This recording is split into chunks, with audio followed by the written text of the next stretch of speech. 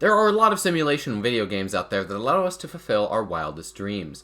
Who wants to go through the trouble of getting a truck driving permit when you could just pay $20 for a Euro truck driving simulator and continue to sit in your house for the next 12 years? Not like you need an excuse to stay home, but it'd be nice to have one. What about a simulation where you can actually learn useful skills that will apply in like 20 years? Farming? Who needs that shit? Let's learn how to fly a fucking Elite Dangerous, as the title says, is exactly what No Man's Sky should have been.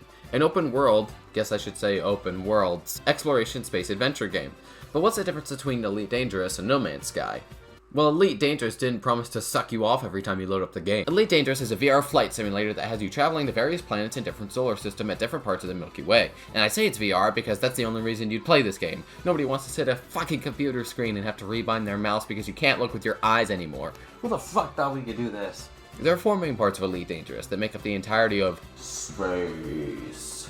Those being the combat missions, the mining missions, exploration, and delivery missions. Combat is about as straightforward as brain surgery, and the mining is, well, why has nobody designed a tractor beam for this yet? But where the real game lies, at least in my opinion, is within the exploring and delivery services. Much like No Man's Sky, many of the planets that you see in the sky you can actually go to, even if it takes 5 fucking hours. You can still get there. Every other aspect of the game seems fun as well. I haven't tried out the combat yet because it scares me.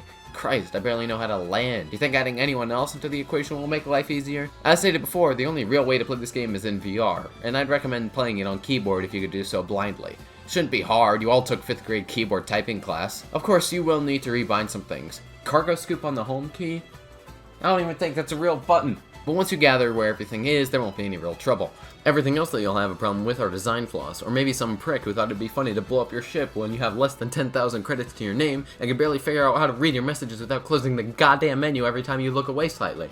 God fucking damn it! Bottom line is that if you hated No Man's Sky, you'll probably love Elite Dangerous. Granted, it's not worth $30, but that's fine. I could feed my family with that money. Pick it up on G2A. It's only slightly worse than pirating. I mean, for Christ's sake, you could get Dead Cells for $25, and that's the perfect roguelite anyway. Huh. That'd be a good video. I should work on that next. That'd be neat.